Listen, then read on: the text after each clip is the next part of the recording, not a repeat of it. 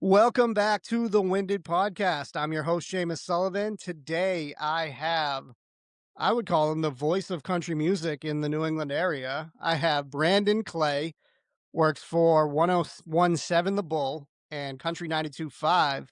And on top of that, he also is a host for Boston College and Harvard. So sports and music, just what we love around here. Brandon, how are we doing today? Two best things in the world, right? Can't compare anything with country music and a little bit of sports, right? And I'm gonna put you on the spot too. I had it a little further down the list of questions, but if you had to choose, which lane would you stick in? If somebody was like, you have to pick one, are you going sports? Or I don't want to get you in trouble with any of your employers, but I my my if my you, PR answer should be I love all of them, right? yeah, I don't know, dude. Like well, country music has been with my life for so long. Like for people that are a genuine fan of country, which has been so big in the past, I would say like 4 or 5 years. Like it has evolved so much. I mean, of course, sports has been such a big part of my life too. I was such a nasty first base coach for varsity high school back in the day. I was sending everyone to second base. So I think I found my niche when it comes to just, talking about the music I love. Are you a big country fan? You like country? so I feel like everybody is either they love it or they hate it, and I actually do fall in between. I don't hate it by any means. It's just not at the top of my list, I would say, but it's very weather dependent. When the sun's shining, there's nothing better than country music. I think it's the best vibes with that weather. So I have a tough time listening to country in the dead of winter. You know, some Morgan Wallen or Luke Brown or Luke Combs here and there in the winter because it doesn't really feel like the vibey, but I'm not the biggest country fan, but I'm excited to talk to you because I actually have a lot of kind of questions about country as a whole. When I did some research into you and I was looking at your background, and I was kind of curious if country kind of was in your blood or if it was just, you took a job out of college and this is where you are. But I mean, it looks like it's been a part of your life going beyond just, it seems like you're lucky that you ended up where you did because it's what you want anyways. I count my lucky stars all the time because it really is like right place, right time when it comes to like working in the media in general. Of course, in like New England too, because it's such a cool spot to live in. But with the current growth of country music in general, like I feel like I'm in the right spot at the right time. But I can remember growing up, I was in eighth grade. I grew up in a small town outside of Worcester that no one's ever heard of. They can't even pronounce it, called Leicester. I bet you've never heard of that town, have you? Leicester, Mass. I have heard of it. If you gave me a map, I would not even come close to where it was. So We call ourselves we grew up in C Mass is what we call it essentially. We like to say we're from Worcester, but we're not. But I remember growing up and country music was just always on the radio. And not a lot of people were listening to it like 10, even like 8, 9 years ago. And it just always stuck with me. Just like not even the lyrics, but just like the vibes and like the rhythm and even like the old artists. And when I say old, I mean like the Luke Bryans of the world and the Tim McGraws.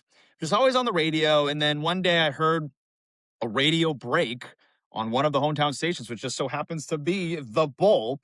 When I was the delivering bull. pizza, yeah, come on. When I was delivering pizza, it was my first job ever. I'm out there slinging pizzas, making $2 tips, and I heard the Bull, and I was like, you know what? Like, this just feels kind of cool to be like hanging out with someone on the radio. And I wanted to reciprocate that. So it's really like a full circle moment. Still, like, I still don't take it in and appreciate what I get to do every day. Because 10 years ago, I'd be like, you're crazy that you're actually like working on the station that you were listening to when you were making $5 a pizza. Like, so good spot. Yeah, and I will say the first time I grew up on the Cape, and the bull didn't always kind of get all the way down there. I delivered pizza as well, so I spent a lot of time listening to the radio.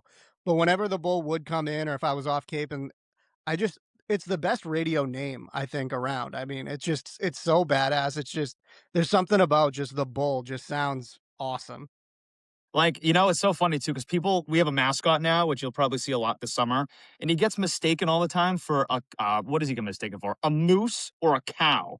No one thinks he's a bull. I'm like, bro, look at the horns. What cow has horns? It's crazy. Yeah, no, that's great. And you mentioned country music and you mentioned the area, and people outside of the New England area might not realize how big of a role country music is in the area, and I've never really been able to understand it. Like, I've been to, the country fest at Gillette, or obviously Morgan Wallen does crazy numbers whenever he's in town, but people are nuts about country music, and you would think that it's, you know, the South, the way people respond to it when the big acts or even the smaller acts come to small venues. I saw Lee Brice at the Melody Tent forever ago, and it was like the biggest thing. It's just crazy what people do for country music. What do you think it is about the music in this area and why people love it so much? I feel like for us New Englanders in general, or for people that have been here a majority of their life, people kind of just express themselves. And, you're just you. There's not a lot of people that like show a lot of ego, which I feel like is so unique about us living here. And I grew up in Massachusetts my whole life. And that's the thing about country music is, they're just unique songwriters and the song lyrics are real. And that's what I feel like people relate to the most. I mean, my 3 favorites currently are Morgan Wallen.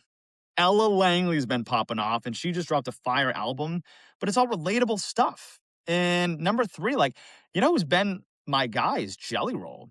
I mean, he's got a whole crazy Oh, story yeah. too. These artists open up to us and, share all these crazy stories of their ups and downs, and I feel like the Northeast is just different like that, you know? You wouldn't think for the rest of the country, people that are like, even when the country artists come to the radio stations and they do concerts here, they don't understand how huge of a fan base country music has in Boston. They're shook every time. Like Bailey Zimmerman just sold out the Garden, and that was one of those big shows where I'm like, "Oh, like, country music is popping off now in Boston." Like, something flipped a switch. I don't know, in the past year or 2, but it took it to a whole different level with, all these shows at the Garden and Fenway, Gillette, which is, like, just crazy because even in the ba you know what is a cool fun fact? There hasn't been simultaneous stadium artists in country doing it. Like, so I'm talking like Morgan Wallen doing Gillette. Um, who else? Post Malone, you could even consider Luke Combs. They're all doing stadiums now. The last time that happened was in the 90s for country music when it was Reba, when it was Dolly. So having a big boom is like an understatement when it comes to modern country because people are just wrapping it up and they're just embracing it. Yeah, when I was the biggest into country was probably, I mean, it was like the Luke Bryan was huge. I loved Florida Georgia Line, so I'm happy to see that they're kind of reconnecting and getting back together because I would this summer could use some Florida Georgia Line. I'll say for Here's sure. I've had so But many things not on my bingo card this year, and Florida Georgia Line getting back together is on one of them, and it's gotta happen. yeah, I mean, they did that thing at Aldean's night or whatever that was, and I love that the comments in it were like, "You got the people that were there did not appreciate the moment that they saw in front of them." I don't think people realize the rift between the guys and the very public breakup, and didn't look like they would ever even talk again, never mind be on the stage singing together, so very happy to see that. But it did seem like there was kind of a stretch where and I had kind of lost interest, but I think part of it was just the music didn't kind of resonate the way that it's kind of having a resurgence now. I don't know if it flew too close to the sun and became too similar to pop music that it didn't have its own identity, but country music, I agree with you, is definitely back and booming right now. Like, people are now considering, like, certain mainstream songs to be country. Like, the biggest song on the planet right now is "Choosing Texas" from Ella Langley. I mean, don't ask me to sing it because 'cause I'll burst your eardrums, but it's so fire.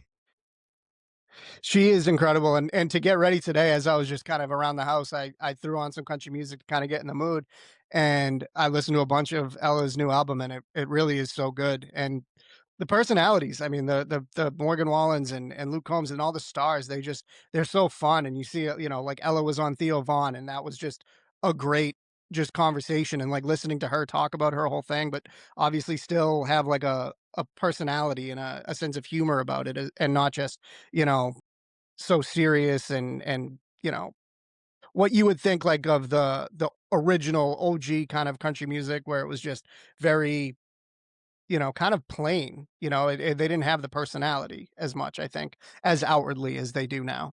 so many other people think like country music is about like drinking beer and haystacks and driving trucks. It's still there because like I don't know a lot of people in New England that are doing all that, maybe the beer drinking part, but it's now country music is so different now. Like you could consider anything to be country if it's a real unique story. It's probably country music, you know? Like I think it's such a broad genre now. Like there are artists now, like Post Malone, for example. He's a country artist now. Who would have imagined that Yeah. 2 years ago? You know, Jelly Roll, same deal. Like he was a rapper in his initial part of his career. Big X the Plug, who has like this rap country album. Like that's like when my worlds collide. I love me some good like hip hop, but when you put country artists behind it, oh, it's fire. Like everything Lil Durk and Morgan Wallen have done is just like people are like Lil Durk has country music, and it's like, yes, he does, and it's awesome. Yeah, yeah, it's so fire. What would you say is the best era of country music? Oh, And you can someone make it asked. like not and you can make it like for you personally. It doesn't have to be like I don't want people, calling the station and saying that you're a fraud and that you don't know country music and get you. So make it. This is Brandon Clay's best era of country music. Ooh, that's so good because there's so many different eras. But if you were to even give me, like, honestly, the 2020s, we're from music from 2020 to now, it is just evolved so much where you can't even compare it to like the 2010s. Gosh, if you were to like put a Mount Rushmore of like genre or like of artists in this era alone, I mean, first ones I could think about is like Morgan Combs, Maroney, and Ella. But then you look at the 2010s, you put a Mount Rushmore for that. You got like Luke Bryan, Kenny Chesney, who we love here in New England. Oh yeah. This is my Mount Rushmore. Tim McGraw, maybe, and then even like Taylor Swift. So it's like a whole different vibe of country, but still so good in its own way. So I'd have to still go with early 2020s. So good right now. The music of the last, you call it the 2020s, has definitely pulled me back in where I, am listening to it more. And obviously TikTok is doing a great wonders for kind of spreading, and I'm hearing music that I might not have heard before. And it's like, oh, I will check out Ella Langley because before it's like you hear the names, it's a country singer, and it's like unless you've heard the music, it's not something that would pull me in. But being exposed to more of it is definitely intriguing for sure. Is there country music on your TikTok algorithm right now, aside from Ella? Oh yeah. I would say she's probably the most right now that I recognize that I, like, know who it is. Like, do I you like definitely any get new a lot, artists? not that I know by name for sure, no. I I'll do put get you a lot on. of definitely. I do get a lot of the Florida Georgia Line Johnny Manziel edits still, though. It's Yeah, that's dude. Oh, that's yeah, like it's like when that first it crack of beer, like, hits on a Friday, and it's yeah. Manziel ripping 10 touchdowns. It's just Manziel running around. Yeah. I can't get enough, and I engage with them, so it's probably I'm not doing myself any favors, but it's like every 5th video is Johnny Manziel with some sort of caption and Florida Georgia Line playing, so I know Dude. that summer is not too far off when that's Yeah. going on. Yeah, I mean, you just can't beat it, like, a windows down, like, that's dude, we need a FGL reunion. You get the windows down in the car, like, that's literally what it feels like in the summertime. And they gotta get Nelly too. They need Nelly, and they need to do the whole cruise, and Yeah. I would die for that. That would Oh, be you a epic. real country fan. Alright, I respect it. There was a stretch there in probably what's that, the mid 2010s that it was Florida Georgia Line. It was I'm totally forgetting his name. I went to It'll come to me. But yeah, yeah. I Who went saw there? I Now saw Luke Luke Bryan, Yep. Zach Brown. Saw Zach Brown and Fenway. That was great. But yeah, no, country is. My wife isn't a huge fan, so it's not played in the house. But um, What was what your can you do? first concert ever in general? The Counting Crows and Goo Goo Dolls.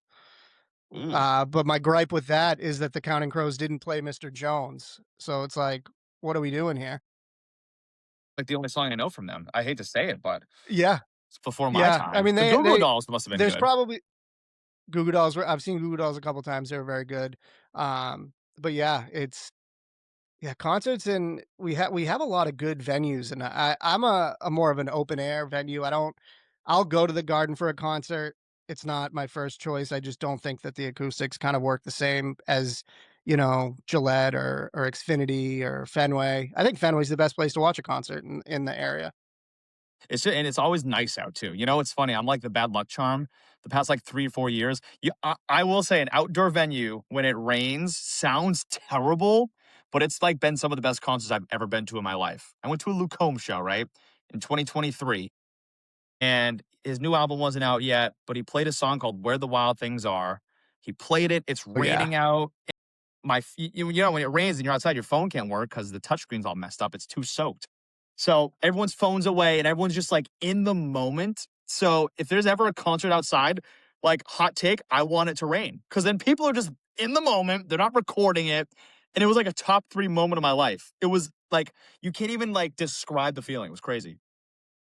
I don't think I've been at a concert and it rained at least that significant where it was constant. I think there's been showers and stuff, but I'm pretty sure this is probably part of the Taylor Swift lore, but they like want rain. That's like the Swifties like go to concerts and they think it's like they're like blessed if they get a rain show because it's like an iconic moment. Or there's that famous back to the Goo Goo Dolls, that famous video where he's singing Iris in the rain and it's like this is the best performance of all time.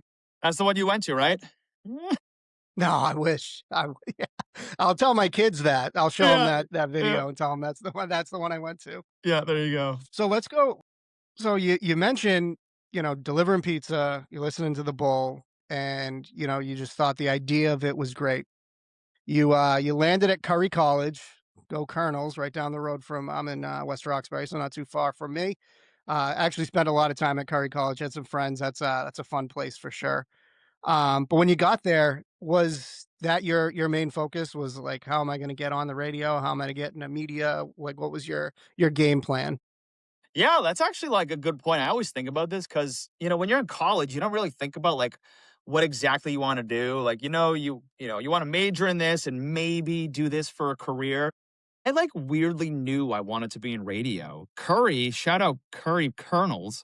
I think we're not allowed to say that now. What are we? Whatever. Shout out Curry College. We can edit that out. But like they had a radio station on campus, which is literally like why I went there. I actually transferred there because I went to school in Boston for a year, thinking I was like, I'm gonna be the next, big radio, whatever media guy in Boston. So I wanted to go to a small campus. I typed in best radio school, Boston, and Curry College popped up. So shout out Curry. Gave me a good like they took me under my wing and just kind of they breed a lot of alums there. Like there's a lot of people in radio that are from Curry that you don't even know. Like my good buddy is now on Section 10, the podcast with Carabas. He was like my station manager. Shout out Tyler Milliken. And he's on sports Ah, radio love now. Milliken. Yeah, yeah, Was he's the just homie. listening to him, but I was just listening to him an hour ago. Yeah, yeah. So like we were both in Curry radio at the same time. There's so many other people doing sports radio and music radio. There's so many people at iHeart from Curry. So it's like I guess knowing that I wanted to do that and like have a good track record as to be, just to make my school proud and be a good alum, that's kind of why I stuck with it. And it kind of was full circle. But then my first job wasn't even at iHeart. It was in this smaller market in Portland, Maine, which was like a $10 an hour job doing the weekends playing pop music. So that is kind of like my first job out of Curry, and that's kind of like what I give advice for most people that are trying to just like get in the game and just, be in media is you got to take what's available. You got to say yes to some jobs that'll eventually build you up. And it did. But it all started with Curry, which is kind of wild to think about. It was, gosh, I'm unk status now. What was that? 5 years ago? Dang, dang, dang. Well, I won't even tell you when I was hanging out at Curry College. It was more than 5 years ago for sure. The golden era. Um, yeah. I will say, I mean, I may be biased because 'cause I'm in Boston. I listen to a lot of Boston radio, sports, music, talk, everything, and it seems to be, in my opinion, the standard of radio across the country. It's all the different genres of radio. Boston has a station at the top of the charts and gets awards and all that.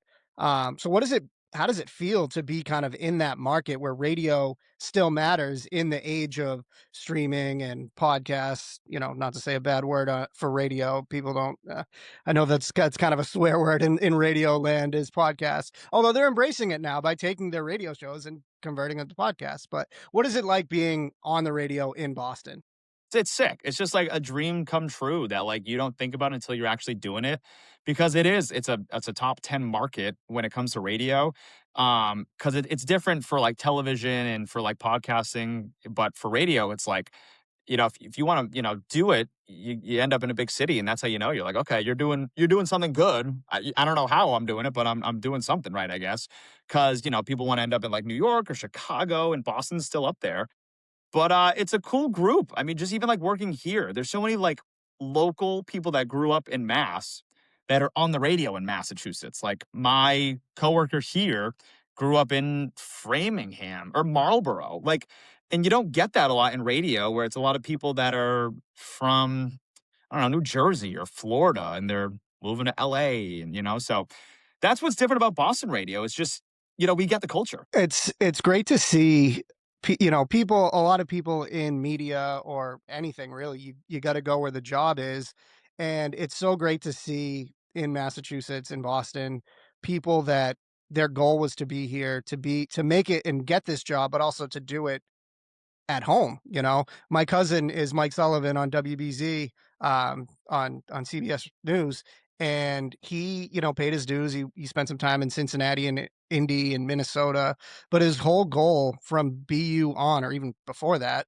he wanted to get back and be on a station in Boston, and it's so great to see people, like, get to that level, but then also be able to pick their spot and be at home where they wanna be.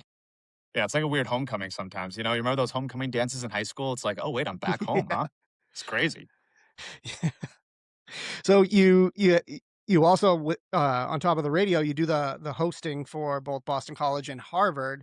I would say that a lot of those skills kind of transfer. But what is it like when, obviously, on the radio you're speaking out to thousands, millions, whatever the number is, people, but they're not physically there? What's it like when you're smaller scale you're talking to, but they're right there and you can kind of feel that energy right on top of you? It's cool, you ever go to, like, a big game around here, even, like, the non-professionals, like, if you go to the D1s or even, like, the semi-pros, the minors, I've done it all.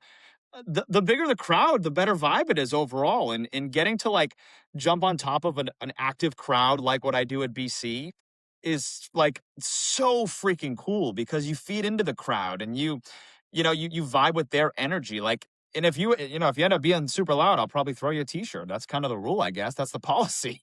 The amount of times I've hit people in the head with T-shirts, by the way, I'd be a millionaire if how many times if I had a nickel to do it. It's crazy. So you think it's like an art? Yes, it is throwing a T-shirt and like wrapping them up in a ball, which again, that's a whole other thing. That's a whole different podcast. But man, it's sick though. Like the BC vibe, it's a great crowd. Hockey, basketball, football. I mean, I've learned so much too, just from like the fans in general. Like I couldn't tell you a thing about hockey 6 months ago, and fast forward to now, I've done a couple of Bruins games at the Garden as the host, and talking about how nasty BC is in hockey. Like I've learned that like hockey's legit up here. And I had no idea. I just didn't grow up in a hockey family, you know. So it's kind of it's actually insane. It's funny you mentioned the T-shirts and throwing those. I had Alessandra Lucia on a couple weeks ago. She's an ice girl for the New Jersey Devils, and she dropped in the middle of it very casually that they have a hot dog gun. So it's a T-shirt gun that shoots hot dogs. And I mean, maybe we should keep that away from you if you're hitting people in the head with T-shirts. I don't know. Dude, let me tell you a hot dog story. You want to hear one real quick? Hold on. Let's hear it. Yeah. We do the hot dog toss at BC, which by the way, if we're talking like best food at like in a concession stand for any like New England venue, the Conti Forum hot dogs, dude, fire. Have you had one? I Conti.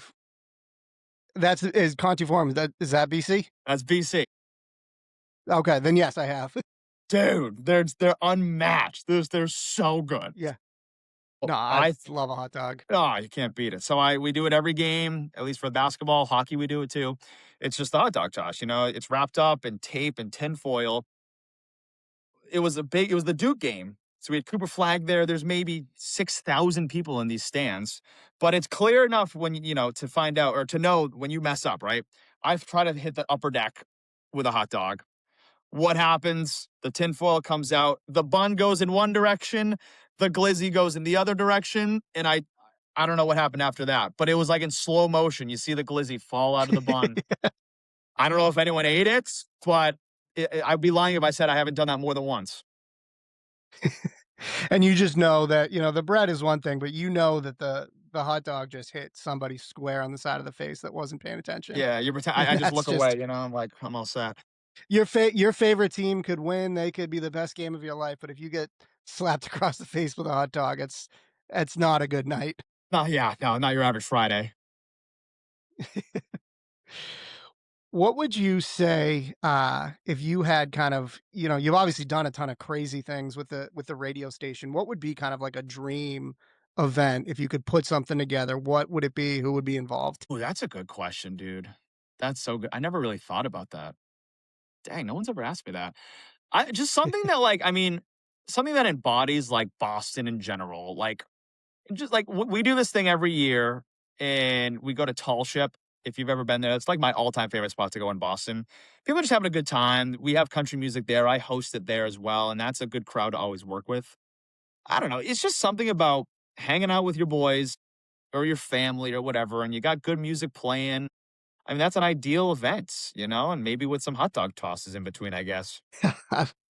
I love that. One thing I wanted to talk about too with country music is and the names of country artists, and a lot of them, they seem too good to be true, and a lot of times they are. They're kind of stage names.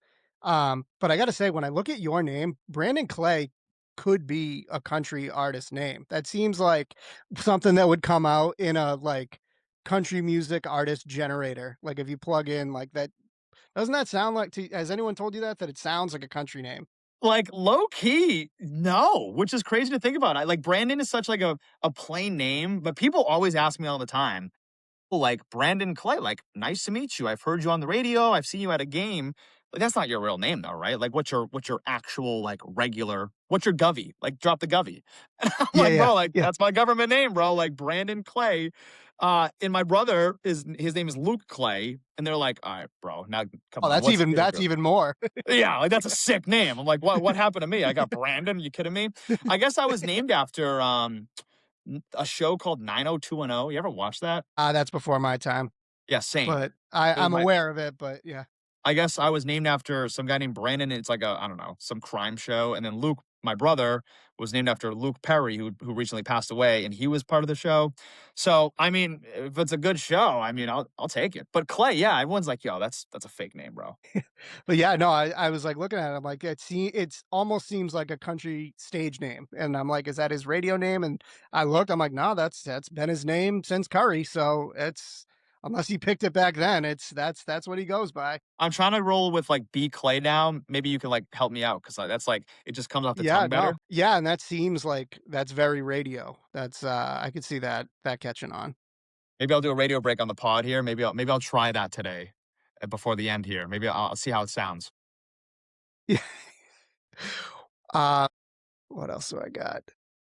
You kinda touched on it a little bit. What would be some advice you would give for somebody who wants to get into radio specifically, but really kinda media as a whole? Just keep grinding, man, you know? Like, you and I kinda get it, but once you're in it, it's just a matter of, like, saying yes to as many things as you can. It sounds kinda crazy, but, you know, it's a lot of not sacrificing, but it's a lot of, like, putting in the work, even if you have, like, a little bit of imposter syndrome, because I feel like everyone does at one point in their life. I mean, I got it all the time, whether it's good or bad. But, you know, I put in the few years of, driving back and forth to Portland, Maine, and doing a weekend show and then delivering pizzas. Or actually, I was a substitute teacher at the time, trying to just, make the next big move. So, you know what I will say? For someone, there's so many people that want to be influencers and content creators, YouTubers, whatever it is, it's not going to happen right away. And you're not going to be a millionaire doing it.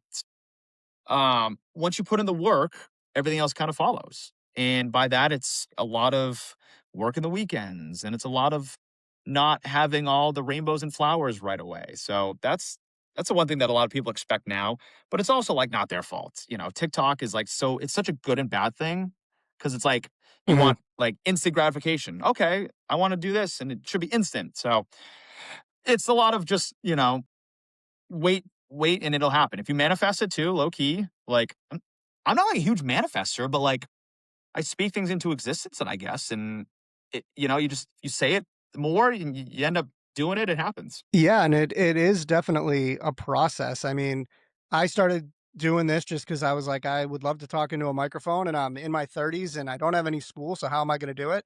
I'll just make my own thing. And if you told me back in August when I started that at this point I would have talked to Matt Shearer, Sophie Sargent, and B. Clay, I mean, I would have said, "You're crazy." I would not have expected that. So, just don't be afraid to try. It's worth it. And, like I said, it's not lucrative for me right now, but I'm having a blast doing it and I'm meeting great people. So, just I would say add on to what you have to say is that I would enjoy the whole process and the ride of Yeah. it. What's the craziest question you've ever gone for you? Like, what's everyone asked you?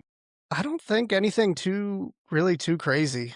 Uh, Yeah, I was on a sports podcast the other day and it was really just, simple basic questions. I don't think anything. I did get asked like what my dream interview would be and I think I said like dead or alive. So I said Caitlin Clark sticking with the women in sports theme, but then dead I said Avicii because I would love to talk to him about his whole mastermind of music, but yeah, Imagine going to nothing like an too Indiana crazy. I'm Fever usually game and then like you see like rest in peace Avicii. Imagine like you're at a Avicii show for halftime and you're at a Fever game at the Garden.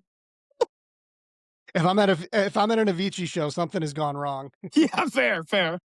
Yeah. If I hear levels and it's him, then I know that my time has come. Wait, who's your top 3 artists all time? Um, I would have to say Avicii probably would be up there just because I think part of it was like he was my favorite at the time he died, and I think that just kind of is ingrained in me. Huge John Mayer fan. Um, I don't know. I like never. I'm so like kind of fluid with who I listen to. I would say Avicii and John Mayer are kind of like the go tos that I always kind of revert back to. And I love the Biebs. I'm a big Bieber guy. I love pop Biebercoachella music this as weekend. like You're my missing out. default. I know. I know. Yeah. That's past my prime of hanging out in the desert, and yeah, I'm not really a camper or not being able to shower kind of person. Yeah. Wait, who's your dream collab? 2 artists. Ooh. We get a lot of collabs in here, like with like we're playing Tate McRae and Morgan Wallen on the bowl, which is like an insane collab. I love that. Um, Probably, I would love to hear more. I see a bunch on TikTok, but I would love to see more like Taylor Swift EDM. Ooh, So like, yo. Loud Luxury did a Fatal Avelia remix that was awesome, but I would love to like hear like live vocals of Taylor Swift with like like Diplo in the background or something like that. That would be awesome. You know what's like in now is like so many people are saying you got to listen to like house music and EDM. Like that genre is popping off right now. That's I even though I'm almost 37 years old, it's still kind of like what I gravitate to the most. And it's like it hypes me up and calms me down. All like the same song can do both depending on what I need it to do. It's there's something about I think it's the ADHD brain. It just kind of it calms it and I can get fired up from it, or it could also put me to sleep. Like I could fall asleep with levels, the Skrillex remix like blasting in my ears. Yeah, yeah. Who was like the guy with the mouse on his head? He was like a DJ. Dead Mouse, yeah. Is that what it was called? Yeah, his name is Dead Mouse, yeah. Yeah, there's not many, like, helmet people anymore. There's no Daft Punk isn't around, Marshmello is off doing a bunch of stuff, but, there's no more, like, emerging people that put face coverings on, I guess. Yeah, it used to be like a thing all the time though, which I like. Oh my gosh. It was very very trendy for a little bit Yeah. where it was like which I think is they probably enjoyed being anonymous for a little bit, I don't even know being what able to, Marshmallow like like. We still play Marshmallow on the radio a lot because he does a lot of country stuff, and like I don't know what he looks like. Yeah, yeah. Yeah, him and Kane Brown always seem to be doing something together, but yeah, I have seen Marshmello, and I don't like he could walk into my house right now and tell me he was, and I'd be like, "I guess, I don't know. You know, like No some idea." people say the same thing about like Kenny Chesney too. Like if he didn't have his cowboy hat, like you just walk right by him, Yeah, and he like lives it. I think he has a house in Nantucket or something. I would walk right past him, be like, "Oh, what up, yeah. Mike?" He is like a very just generic looking man that it's like without the stage behind him, like, I could see him going unrecognized. Yeah, just see him at Cumberland Farms at like 6 o'clock, pumping the gas. You know, Yeah, Kenny, yeah. how are you? That's gotta be the dream though, to be, like, that successful, but still have, like, a level of, like, like, there's certain people that just couldn't go to check their mailbox without getting mobbed, and then there's, people that are just as successful and famous, and they could just kinda go about their day and be fine. Dude, like, I couldn't imagine being Taylor Swift, like, she can't go anywhere. Yeah, that just seems I couldn't even imagine, like, the anxiety that would go with that, of just, like, you don't feel like a part of the world anymore, you're just like a circus act. Yeah, yeah, and I'm a big Dunkin' guy, I'm a big Cumbies guy, like, those are my 2 go-to spots. If I had to go up there every time and, like, of course, I'd love to be famous, but if I had to go up there and order my medium Dunkin', caramel, and the person, like, asked for an autograph or a picture, I every time, I don't know. Maybe, gosh, Yeah, I I mean, gotta give respect more for famous people. I mean, think of, like, how just freeing it can be, like, when you're just like, "I just gotta get out of the house, I gotta go get a coffee or do something minimal," and it's like, it's so good for you, like, you feel so good to, like, get space from people that you're around, whether it's at work or home, and just, like, get time for yourself. Famous people like that can never do that, and I just can't imagine, like, having that stress in your life. Brutal. Yeah, no, it's not. I'm trying to think of, like, who's, like, famous from New England that's around here that you'd reckon that we'd, like, see? Ben Affleck? Does he live around here? I don't think he lives around here. Who's I big think around here? Steve Carell's popping around, a decent amount. Well, he's a South He's, Shore guy, I think, isn't he? he's a South Shore guy, yeah. I did see him at, the Chestnut Hill Mall once, so that was pretty cool. That's crazy. I Have you saw seen he was any just, other like, famous sitting on a people out and bench. about? Ah, I was at the Bruins a couple weeks ago and saw Tuukka Rask, so that's not, like, very out of place, but I don't think I don't see that many. No, I really don't. I think, like, my brother saw, Mac Jones when he was the quarterback here at Yard House, and Uh, he's just like a regular looking guy. He's just getting, half that price apps at 2 o'clock, and then he drives off in his Cadillac, you know? although I did work at Tavern in the Square and Drake May came in, that was pretty cool. Oh, like, how do He people came, react? They yeah. must have freaked out, right? I will give the patrons of Tavern in the Square that evening a lot of credit because they didn't bother him. He kind of, I don't think people knew that he was there. I found out, like, as he was leaving, um, but I think people didn't know, but when he left, you could feel, like, everybody just watching him walk out. Wait, But, yeah, was that's this what pre-Drake May or Drake May May? it was before he got his new middle name. I think it was even before he had ever even played. I think it was the summer going into his rookie year, if I remember that Yeah, correctly. yeah. But yeah. But yeah, there is, like, something about seeing, like, a famous person that it's like, "Oh, I've only seen them, like, in, like, one-dimensional form," and, like, seeing them in real life just seems like, "Oh, this person actually does exist." You must get that all the time with the people coming into the station, like, "Holy shit, I've played your music a bunch of times, and now you're sitting in the chair next to me." It's pretty cool, like, I'm trying to think of, like, the biggest artist that's come by here. We had Kenny Chesney come by, like, a while ago before I started here, but even just, whenever I fly to, like, our iHeart events or whatever, or if I'm ever, like, at an event, it's, like, so, like, what's the word? I'm not, like, desensitized to it now, but, like, in country music, like, everyone's just, like, nice. Everyone's, there's no Yeah. egos. Everyone's just, like, they're just chill. Like, I caught up with Bailey Zimmerman at the Garden a couple weeks ago, and he was a cool dude. He was just a bro, We're talking. I'm like, "Bro, congrats on your music." He's like, "Thank you so much." So that's what's cool about country music is, everyone's just one of the boys. Does it ever throw you off? I'm sure it comes up with these artists, they know, who the people are on the stations, like, playing their music. Like, does it ever throw you off, like, when you're, like, identified or recognized by, like, one of the artists that you play? I will say, and I never like to say this, but it's happened like more frequently than as of late because just my videos on TikTok, my silly, weird cart videos that I post of me screaming the songs to these country artists. And now people are like recognizing me, like, "Oh my gosh, you're like the 1017 The Bull car guy." Like, Yeah. yeah, in a sense. I'm sorry that you've had to see these videos of me and my car on TikTok. But I've had a couple artists that have said that, and I'm like, whoa. Just because like the country music community is so like it's so big but so small. But Mhm. who has said it? Hudson Westbrook recognized me. He's an upcoming artist. You let me put you on to him. He's like the next big thing. He was like, "Yo, like, why aren't you in your car right now?" And I'm like, "I know, I'm sorry. I'm at your concert, bro."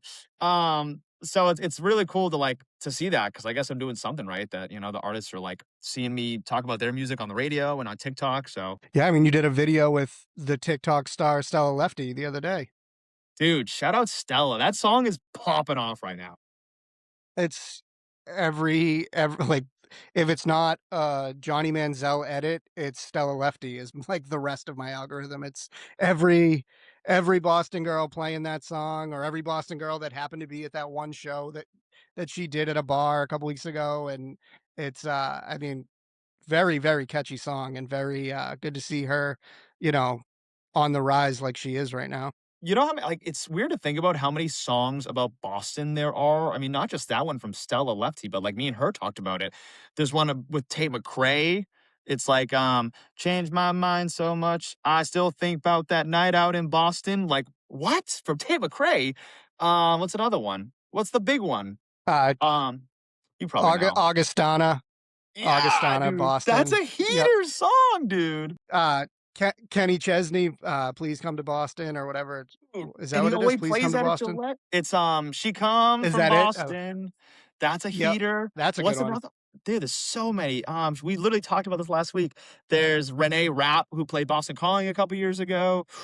Why are we missing others? Zach Bryan has a song about Boston. There's this it's weird. John Mayer must have a song about Boston, no? I don't think he does. I'm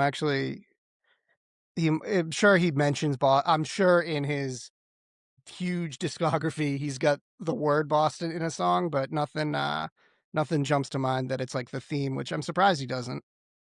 I think that song, the one you mentioned from Augustana, that's like a top 5 song of all time, I think. It's a great song, and it's like any that's just we keep referring it back to TikTok, but like any edit about Boston, like anytime someone visits Boston, they have to use that as the sound because it just goes and it works. So You it's a you great got a song. do you got a greatest song of all time in your catalog? Ah, I was trying to I tried to spark a debate. Every once in a while, I like throw in my family group chat like a question that I like will try to stir people up and get people talking. I tried to make the argument that the greatest song of all time is Tiny Dancer, Elton John. Ooh, that's a oh, I didn't even think about that, yo.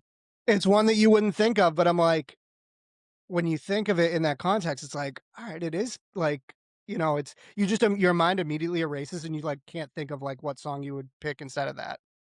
Like, It's Ellen just was so like iconic, like the beginning, the piano, the whole thing, like the rise and fall, the whole thing. It's just like it's like a perfect song. I think Bohemian Rhapsody is obviously like talked about a lot as like, but there's a for every lover of that song, there's like a hater.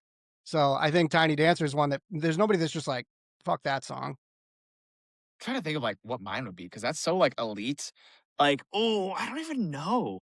Like, if I'm I had going the advantage of non-country like thinking of the question. yeah, I know, right? And now if I'm, like, not going country, there's a song called "I Lived" by One Republic. You know that one? Oh, that's a good one.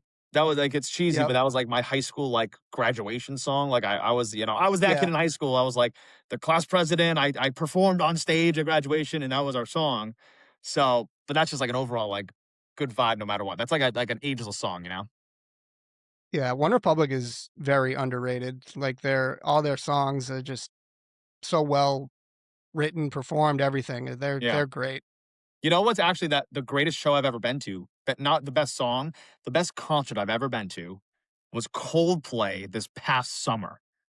Oh my gosh. Were you at the controversial night or were you at the We didn't think anything of it. We did saw it and we just thought they were nervous because in the moment, first of all, it yeah. was 200 degrees out in the middle of summer in Gillette. So we're like, oh, whatever. They're probably just, they thought they were sweaty. So they ducked under cover. And then I guess some people in our section like knew them supposedly.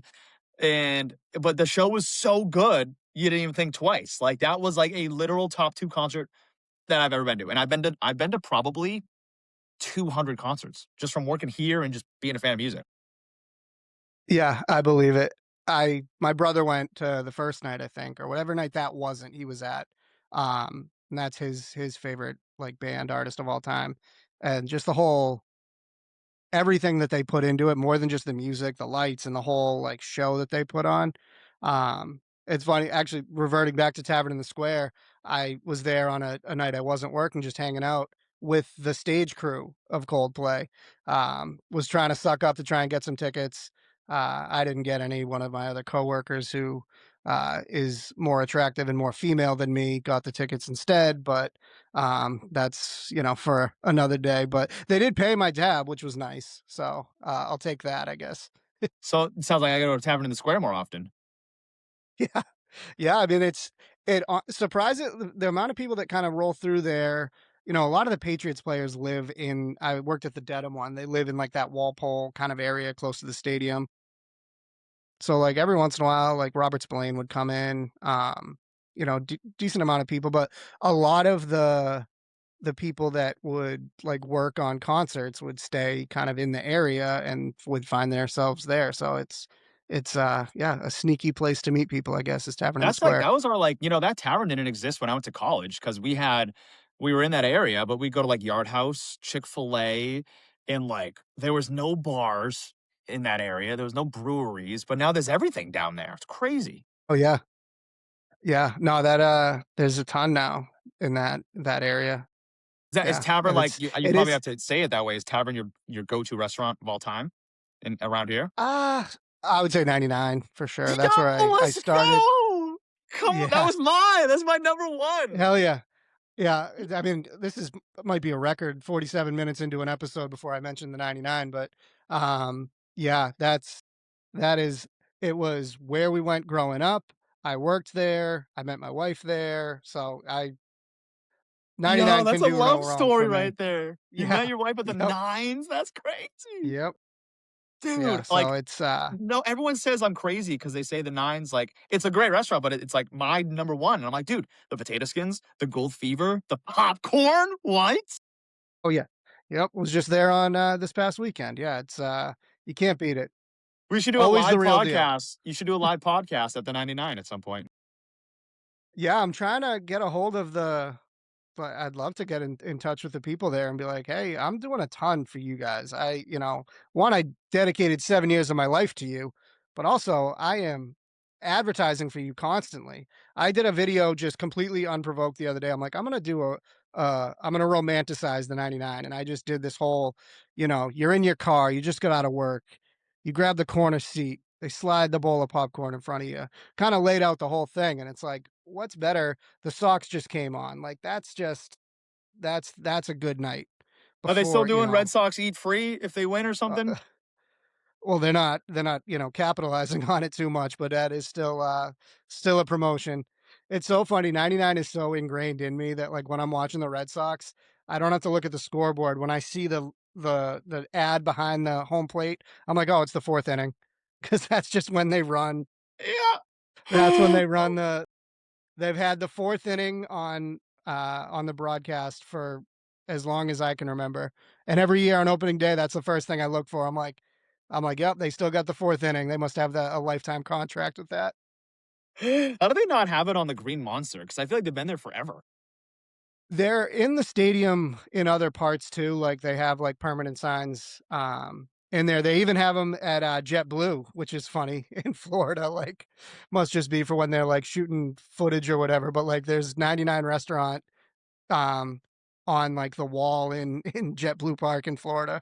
Dude, like, the people in New England don't understand the grasp the Nines has on us too, but it's, like, only a New England thing. Yeah, when I did work for them, I got invited to play golf with when I was a manager, I got invited to play golf with some of the other managers and GMs, and they thought it would be funny. I was the youngest and the newest manager. They put me in a golf cart with the president of the 99, so I got to play 18 holes with the president of the 99, and like, which he was great. I'd met him, like he was a super nice guy, but about 5 holes in, I'm gonna tell him, be like, "Have you ever thought about putting the 99 in Florida?" Because there are so many people that grow up in Massachusetts.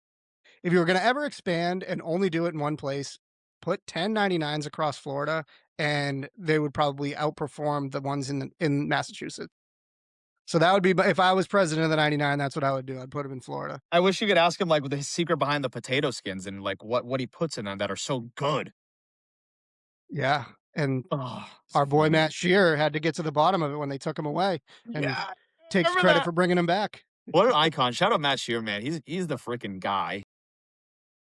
And he is I will tell everybody that I meet when Matt Shearer comes up how he is what you see in the video, it's like that is just who he is. There is no act, there is no anything. I was talking to him before we started recording, after recording, and during the episode was like just kept the same energy, same personality.